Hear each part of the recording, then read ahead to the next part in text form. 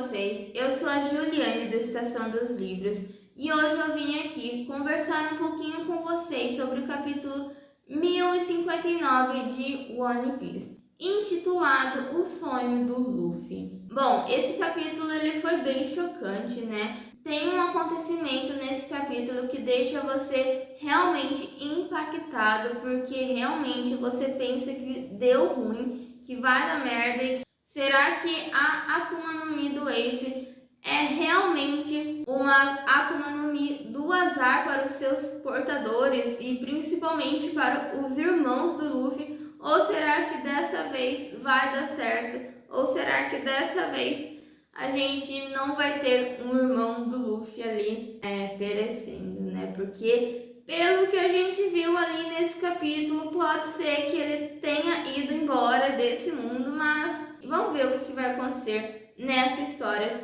Pode até ser que o Oda amenize esse acontecimento para o Sabo nos próximos capítulos, né? Mas antes de a gente conversar sobre esse acontecimento, eu vou conversar sobre cada detalhezinho que a gente tem ali neste capítulo, né? Então fiquem ligados aí até o final, porque tem muita coisa interessante que aconteceu nesse capítulo. A gente já começa ali o capítulo com o Luffy recebendo a notícia de que o Sabo assassinou o Rei Cobra, né? E ele está extremamente indignado, batendo o pé, gritando a todo vapor que o irmão dele nunca faria isso, nunca mataria o pai da Vivi, né? E a gente sabe, né, de que realmente o Rei Cobra é uma pessoa boa, né? Então não teria motivo para o Sabo matar ele, né? E a Robin até brinca ali, tem aquele momento ali de humor ácido dela, né? De que realmente o Sabo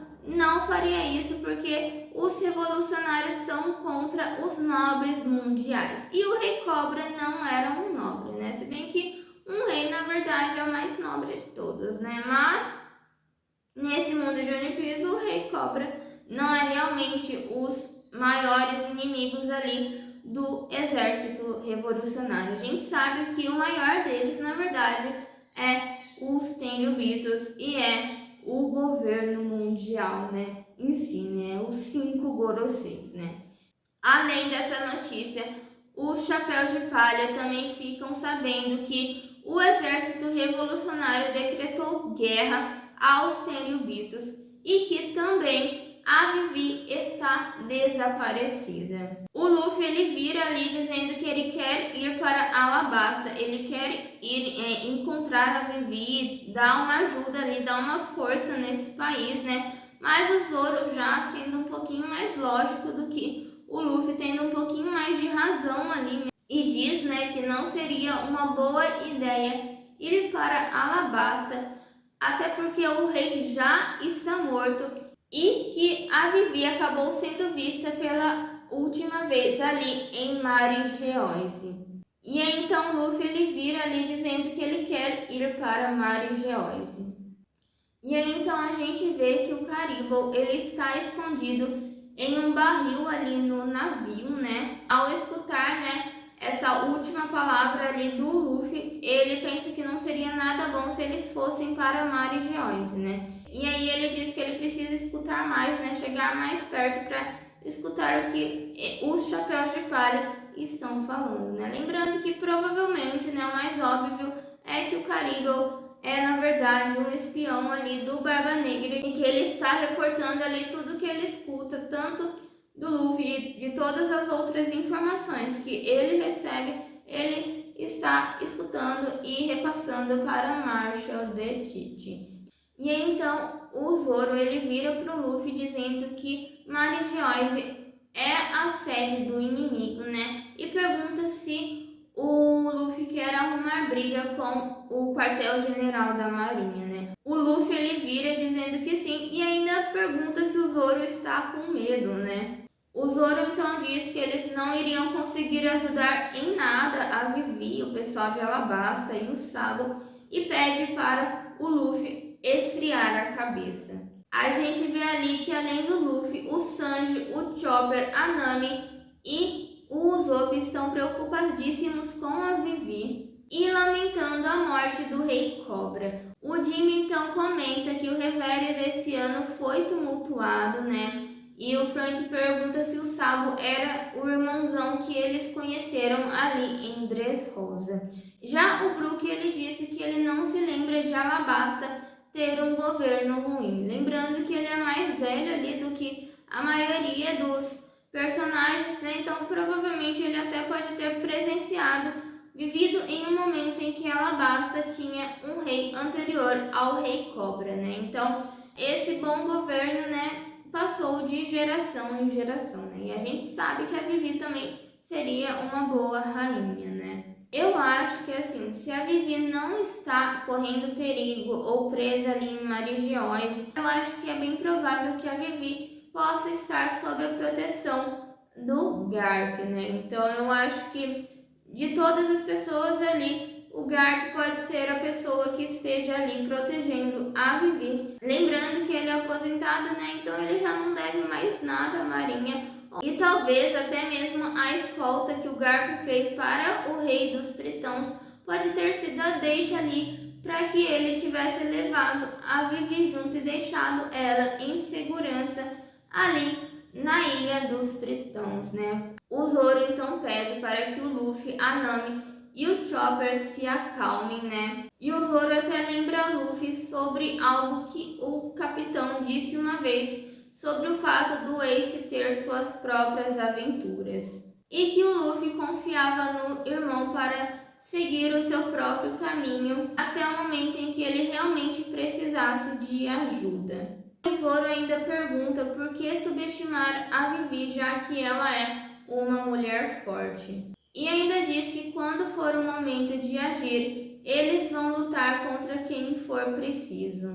Mas que antes disso, eles precisarão ter fé e pararem de ser chatos, né? O Luffy ainda diz que ele não vai parar de ser chato, ele vai ser chato quando ele bem entender, né? E ainda chama o Zoro de demônio. E então o Zoro recebe várias ofensas ali da Nami, do Luffy, do Chopper e do Sanji, né?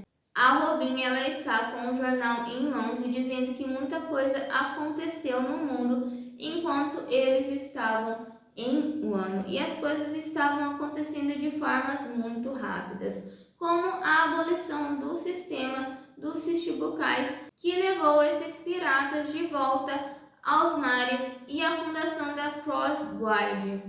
E ainda o fato do Bug ter se tornado um Yonkou. A Robin então diz que tem outros nomes familiares no jornal e pergunta para o Luffy se ele quer ouvir sobre essas pessoas, né? O Luffy diz que não, mas que se for algo sério é para avisá-lo, né? E aí então a Robin, ela diz, né, que tudo bem, né?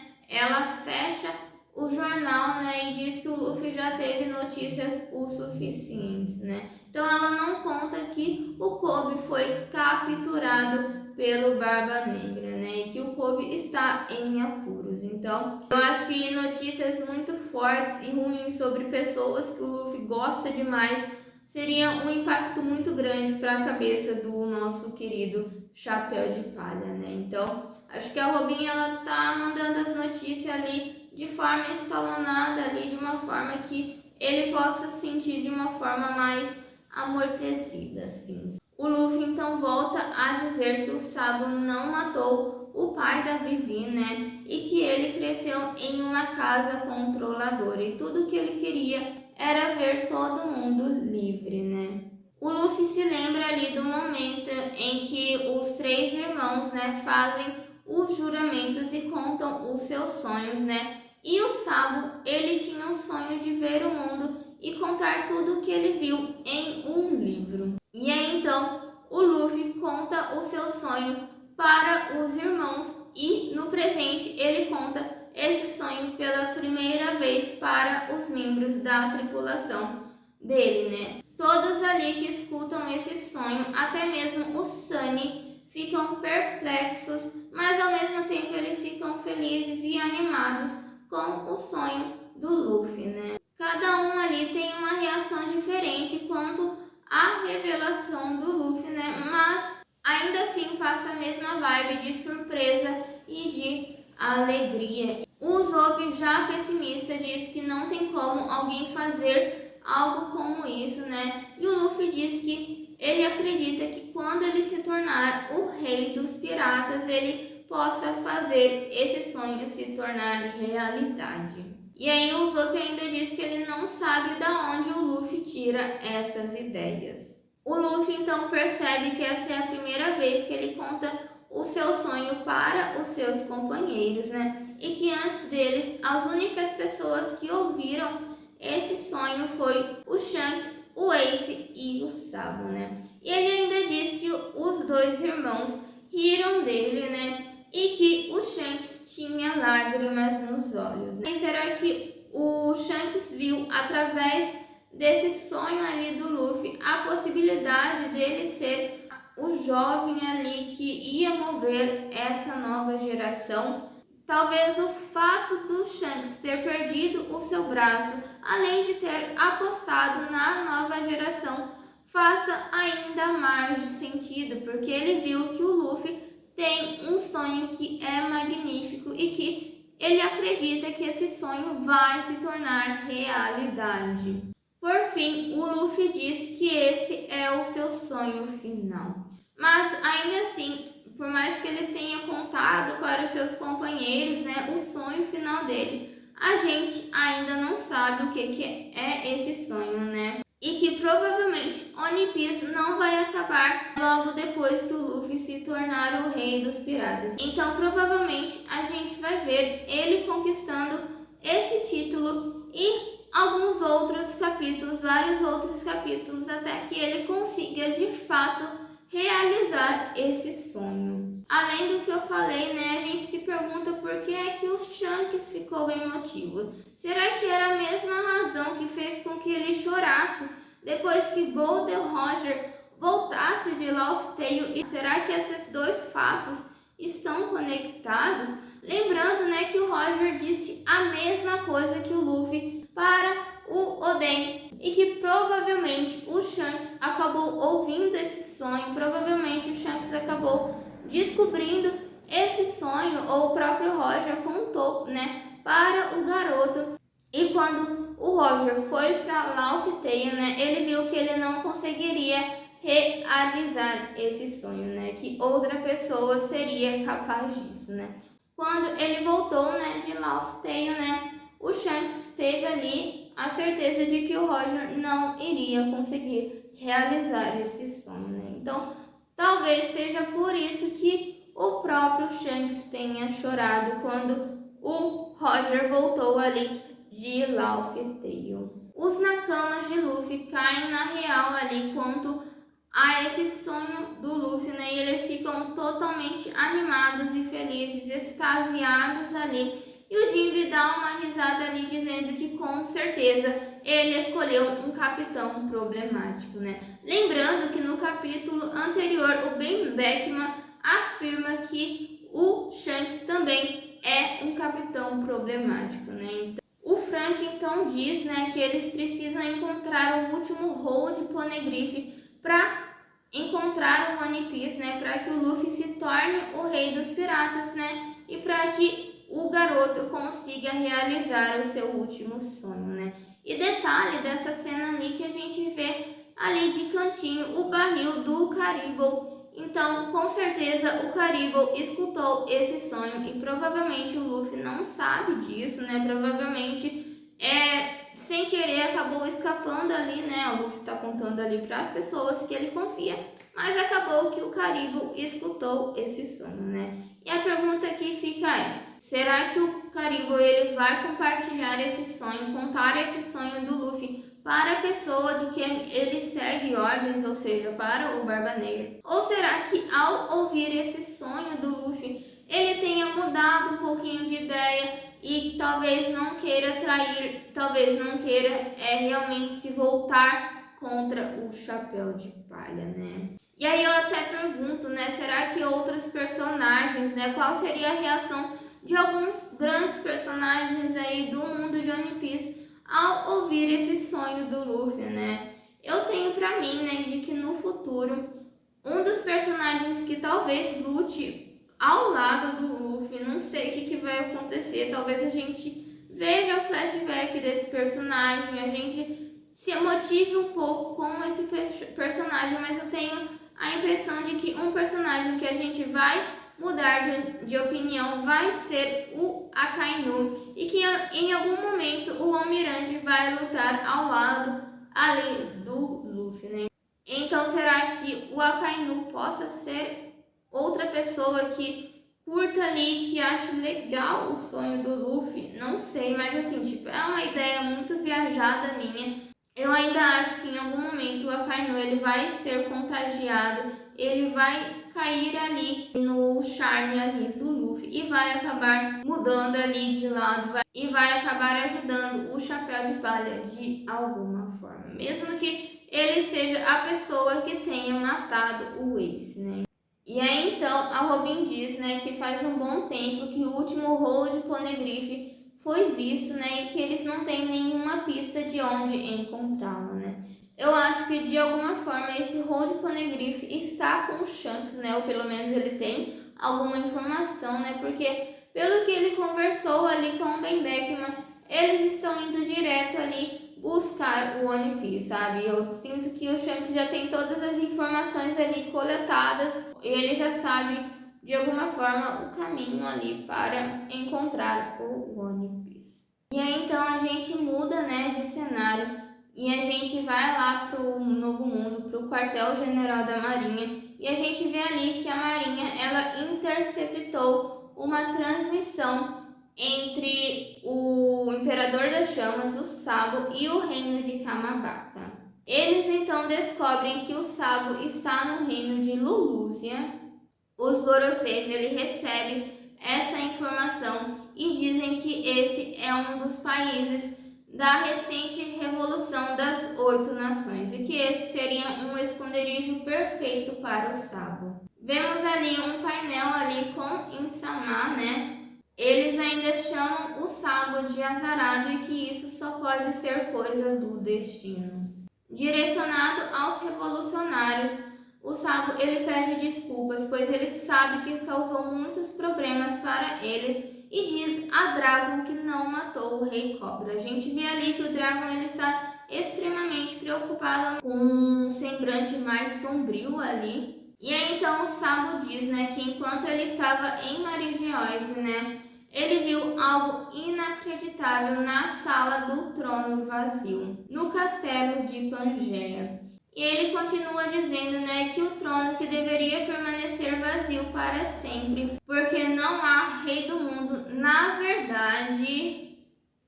E aí a transmissão é cortada. Enquanto isso, na transmissão para os marinheiros é dito o seguinte: que ninguém havia detectado nada de anormal naquele dia, que nenhuma informação foi interceptada, enquanto ao reino de Lulusia, esse país nunca existiu.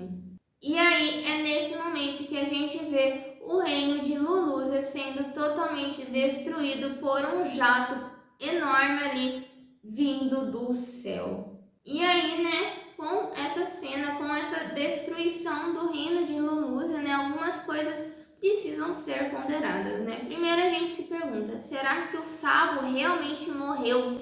Porque ele estava ali no reino de Lulusia, ele viu quando o negócio estava para atingir o país ali, o reino ali, o território ali, será que ele realmente foi atingido? Eu, para mim, acho que ele não estava necessariamente no lugar em que a arma atingiu. Talvez ele estivesse ali no mar, aos arredores ali, e por isso que clareou ali a cara dele, por isso que ele deu uma olhadona ali para cima, né? Porque ele viu o país sendo destruído, ele viu o que aconteceu diante dele, né? E quanto a essa arma, né, que atingiu o reino de Lulusia, né, a gente só pode acreditar que provavelmente é uma das armas ancestrais, né, uma daquelas armas que eram capazes de destruir ilhas inteiras, né, e que a gente sabe que Pluton está em Wano e que a Shirahoshi é a Poseidon, né, então a gente só cogita ali, a gente só pressupõe que aquela arma que atingiu o reino de Lulusia a Uranus, né? Quanto à intensidade, dimensão desse ataque que Lulúzia sofreu, é impossível ver esses ataques e não comparar com os ataques atômicos que o próprio Japão sofreu durante a Segunda Guerra Mundial, né? E até mesmo a forma como a cena é construída ali, dá um pouquinho ali aquela sensação de tristeza, de algo muito ruim que vai acontecer, né? A gente vê ali as pessoas ali no reino de Lulúzia vivendo tranquilamente. É lógico que o rei e a princesa ali estão bravos porque eles estão sendo depostos pelos revolucionários e tudo mais. Só que eles estão todos ali vivendo tranquilamente a vida deles, né? E aí do nada eles até reparam, né, que o céu ele começa a ficar negro, que as nuvens começam a ficar densas e que acima da nuvem parece até que um grande objeto está acima das nuvens, né? E aí quando a luz vai chegando para perto deles, eles só ficam olhando para o céu, né? Não tem muito o que eles fazer, né? Não tem muito para onde eles correr, né? Então eles só ficam olhando para o céu até que o ataque os atinja, né? Até que a arma os atinja, né? E esse ataque e todas essas cenas, né, me fez lembrar de uma cena de um filme que eu não assisti, mas eu assisti essa cena, né? Que é a cena do filme Gen Pés Descalços, né? Que é aquela cena ali em que os cidadãos ali estão vivendo tranquilamente e vem um avião ali no Japão, né? Eles estão em Hiroshima ou em Nagasaki, em uma das duas cidades ali, e um avião ali simplesmente passa por eles, lança a bomba e eles ficam olhando ali o negócio caindo, né? Tipo, é um negócio que tá caindo. O que é aquilo que tá caindo do avião, né? Não tem muito o que eles fazerem, né? Não tem muito como eles processar o que está acontecendo, né? Então, assim como aconteceu, né? A mesma cena que a gente vê ali em Gen Pés Descalços, a gente pode trazer esse paralelo para o que a população ali de Lulúzia passou, né? Então, é muito triste o que aconteceu ali. Mais uma vez eu retomo que o Sabo, eu acho que não foi dessa vez, sabe? Eu acho que ele ainda está vivo. Acho que eles estavam ao redor ali do reino, né? Ele estava tipo nos mares, em algum navio, e só olhou ali, né? Tipo, eles detectaram o Sabo em Lulúzia, mas não necessariamente ele precisaria estar dentro ali do reino, né? Então eu acho que ele não foi atingido ou que ele escapou de alguma forma. E então, né, alguns dias se passam, né, e a gente retorna ali para a tripulação do Chapéu de Palha, né? E a gente vê ali que eles estão em um lugar bem gelado, enfrentando algumas dificuldades ali em alto mar, né? E a Nami, ela acredita que eles estão se aproximando ali de uma ilha de inverno intenso, né? Vemos ali uma interação bem fofa ali entre a Robin e o Chopper, e ela diz que ele está muito elegante. E o Chopper muito fofinho, maravilhoso. Ai, gente, eu amo o Chopper, sabe? E nesse caos todos ali que o navio está passando, que eles estão passando, o Luffy ele repara que tem alguma coisa no oceano e que basicamente é um redemoinho de água quente que está se aproximando deles. A Nami então diz que eles precisam desviar daquele redemoinho, né? Mas então é nisso que o Luffy ele percebe ali que tem alguma pessoa vindo na direção deles, que tem alguma pessoa ali no meio desse redemoinho, né? Nisso o Zoro ele corta o redemoinho e a Bonnie ela cai como criança, né? No navio dos Chapéus de Palha. Quando eu vi essa cena, né, pela primeira vez e antes da Bonnie aparecer ali no meio dos Chapéus de Palha, né, eu tava fielmente acreditando que quem eles iriam pegar ali no mar era o Sabo e que eles estão, na verdade, aonde um dia se encontrou o reino de Lulúzia, né? E por isso que ali, ao redor deles, né, está esse caos absoluto no clima e tudo mais, né? Eu acreditava fielmente de que o Sabo iria aparecer ali no meio deles, né?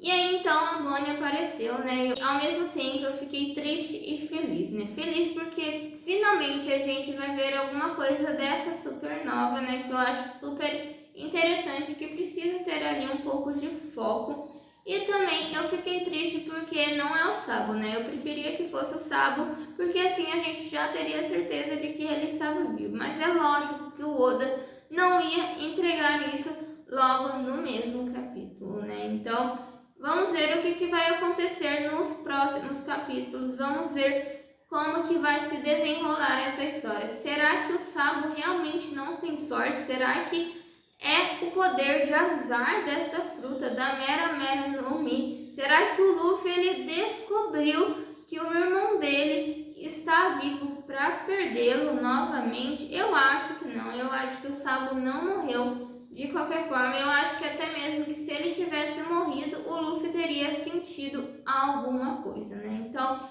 vamos ver o que os próximos capítulos têm a dizer pra gente, né? Então é isso, minha gente. Eu espero que vocês tenham gostado desse vídeo. Se vocês gostaram, deixe o like aí. Se inscreva neste canal e comentem aí o que vocês acham desse capítulo. E falem aí as teorias de vocês para os próximos capítulos. Compartilhem esse vídeo com os seus amigos, porque assim o meu canal pode alcançar mais pessoas e eu me sinto mais incentivada a trazer conteúdos para vocês. Além de One Piece, eu também falo de livros, séries, filmes, animes e muitas coisas que têm a ver com histórias que eu amo demais. Então fiquem à vontade aí para assistir os outros vídeos do meu canal.